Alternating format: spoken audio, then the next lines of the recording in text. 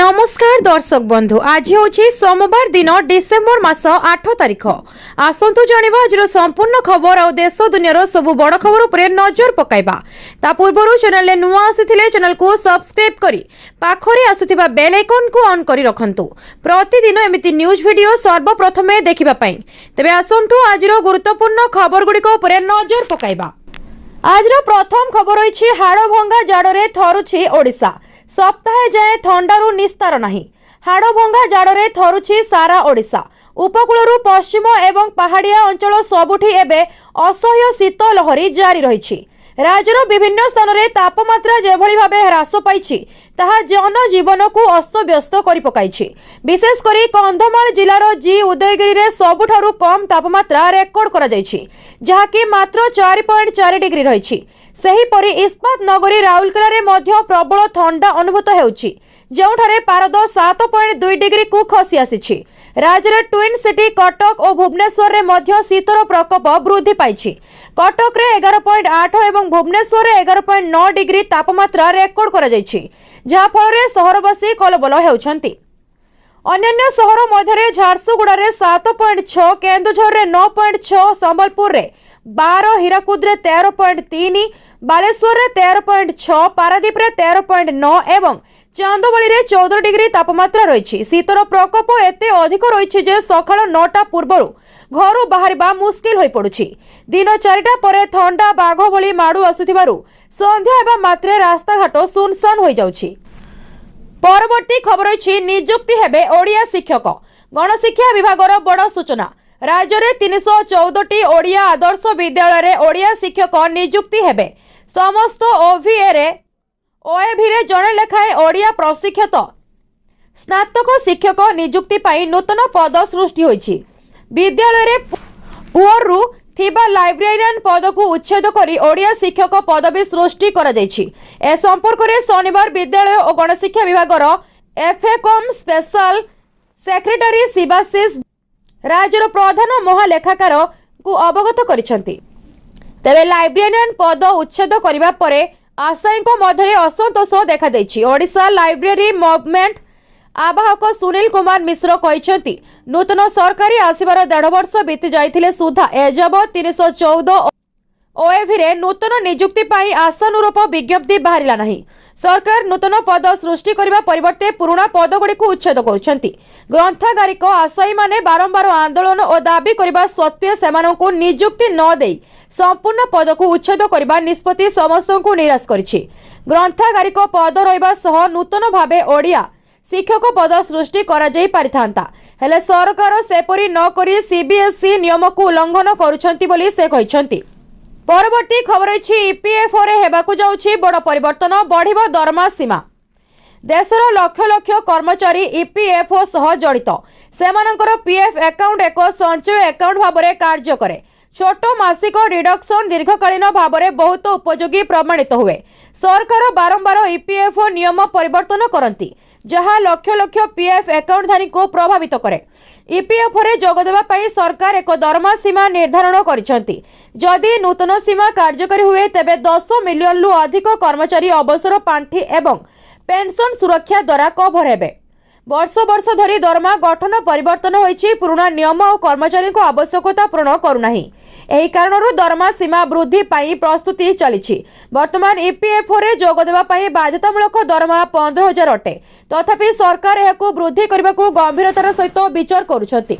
नुआ परिवर्तन अनुसार एही सीमा 25,000 को वृद्धि करा जाई पारे।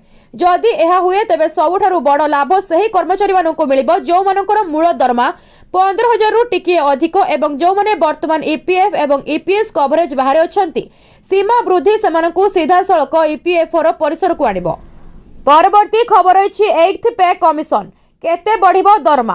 पेंशन संशोधन उपरे सरकारक बड़ बयान उपकृत हेबे 1 कोटी परिवार। गत किछि सप्ताह धरी केंद्र सरकारी कर्मचारी एवं पेंशन भंगिक उपरे लागि रहितबा अनिश्चितता एबे संपूर्ण दूर होइछि। अर्थ मंत्रालय राज्यसभा रे एही खबर को निश्चित करिछि जहाकू देशव्यापी लक्ष लक्ष सरकारी कर्मचारी एवं अवसर प्राप्त कर्मचारी अपेक्षा करथिले। सरकार स्पष्ट करिसेंति जे अष्टम वेतन कमिशन केवल वर्तमान कर्मचारी दरमा गठन निर्णय करिबो नाही बरं पेंशन संशोधन उपरे मध्य सुपारिश करिबो। पेंशन ले कोनोसी परिवर्तन हेबो कि? कर्मचारी संगठन एवं पेंशन भोगी वर्तमान मध्य सबुठारु बड़ प्रश्न थिला जे पेंशन को अष्टम वेतन कमिशन शर्तावली रे अंतर्भुक्त करा जायथिला कि नाही। प्रकृत में अनेक कर्मचारी संघ पूर्व सरकार को चिठी लिखि चिंता प्रकाश करथिले जे शर्तावली रे पेंशन को स्पष्ट भाव में उल्लेख करा जिबा उचित। एही संदेह दूर करी अर्थ राष्ट्र मंत्री पंकज चौधरी राज्यसभा रे एक सरकारी विवृत्ति जारी करिसेंती। परवर्ती खबर अछि वरिष्ठ नागरिकों पई नियम परिवर्तन कला रेलबाई।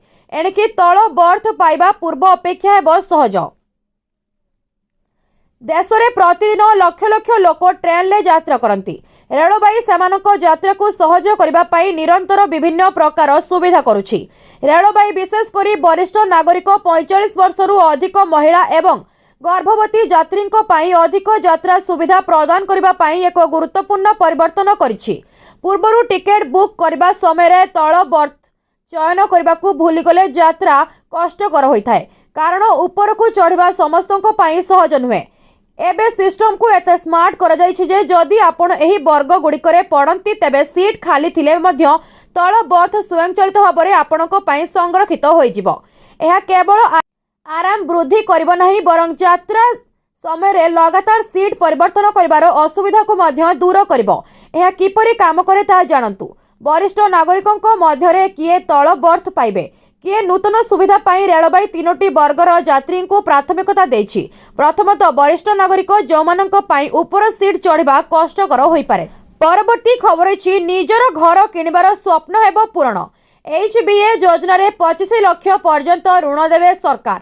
प्राय समस्त निजर घर करिबार स्वप्न देखंती, सीए गरीब हुअंतु किंबा धनी। समस्तको इच्छा थाए सेमाने निजर घर करिवे, हेले संपत्तिर मूल्य दिनकु दिन वृद्धि पाउथिबारु साधारण लोकंको पई घर किनिबा कष्टकर होई पडुछि।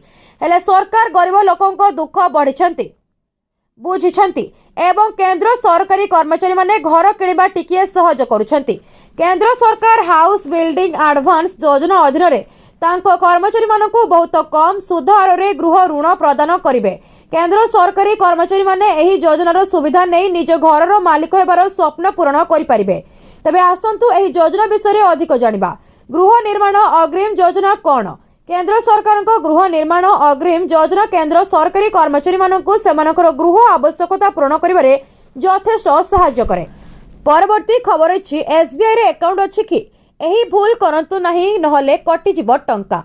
आपनको State Bank of India bank रे खाता अछि कि आपनकर एटीएम रु बारंबार टंका उठाइबार अभ्यास रहिछि कि तेबे सावधान। आपनको ए क्षेत्र रे ध्यान देबार आवश्यकता रहिछि, कारण निकट रे SBI निज एटीएम ट्रांजैक्शन सह जड़ित किछि नियम रे बड़ धरणर परिवर्तन करिछि, जेउथि पई आपनको आगकू फ्री ट्रांजैक्शन लिमिट पार करबा परे अधिक सेवा पई निज पॉकेट रु खर्च करबाकू पड़िबो। 2025 मसीहा फेब्रुआरी और मई मासरो लागू होइतिबा एही नियम जोगु आपनकू एटीएम रो व्यवहार महंगा पड़िबाकू जाउछि। चलित वर्ष फेब्रुआरी मासरू SBI निज ग्राहकों पई एटीएम सह जड़ित ट्रांजैक्शन फ्री लिमिट और फीस सह जड़ित नुआ नियम लागू करिछि, जेथि पई वर्तमानठू SBI रो समस्त ग्राहकों उपरे गोटिए भली फ्री लिमिट लागू हेबाकू जाउछि। एही नुआ नियम अधीन SBI निजर समस्त ग्राहक मानकू प्रति मास निज एटीएम व्यवहार पई 5 थर और अन्य बैंक व्यवहार पई 10 थर फ्री ट्रांजैक्शन लिमिट सेट करुछि, जार सीधासलख उत्तर हेउछि आपम गोटिए मासरे गोटे 15 ट्रांजैक्शन करि परिबे। परवर्ती खबर अछि सुभद्रा योजना रे नुआ आवेदनकारी को मिलिबो एकाथरे 2टी किस्ती। नुआ वर्ष रे मिलिबो नुआ उपहार। एथर नुआ वर्ष रे मिलिबो महिला मानकू खुशी खबर, एकाथरे के 2टी किस्ती पाइबे नुआ सुभद्रा हिताधिकारी। उप मुख्यमंत्री प्रभाती परिडा आज एही सूचना दैछंती। से कहिसंती जे सुभद्रा आवेदन पई एही पोर्टाल आज खोला जायछि। 21 वर्ष होइतबा महिला माने एही योजना रे आपे आपे पड़ी जोड़ी हो जाइछंती। समस्त को सुभद्रा टंका दिया जिवो, सेथिपई विभाग काम करुछि। एही आवेदन पर्यायर 17 लाख रु ऊर्ध्व महिला जोग देलेनी। वर्तमान 1,93,801 महिला प्रथम और द्वितीय किस्ती पाई सारिछंती। अन्यपटे विधानसभा गृह रे सुभद्रा को नहीं बड़ सूचना दैछंती उप मुख्यमंत्री प्रभाती परिडा। कहिले सुभद्रा पई 13,08 लाख खर्च करिछंती राज्य सरकार। सुभद्रा पोर्टाल मेंटेनेंस, होस्टिंग एवं डाटा सुरक्षा पाई खर्च होईछि अर्थ। सुभद्रा पोर्टाल मेंटेनेंस डेवलपमेंट और सुरक्षा पाई 1,54,78,000 खर्च करिछि विभाग। क्लाउड होस्टिंग पाई खर्च होछि 12,28,15,000 टंका। गृह रे बीजेडी विधायक अरविंद महापात्र प्रश्नर उत्तर रखिछन्ति उपमुख्यमंत्री प्रभाती परिड़ा।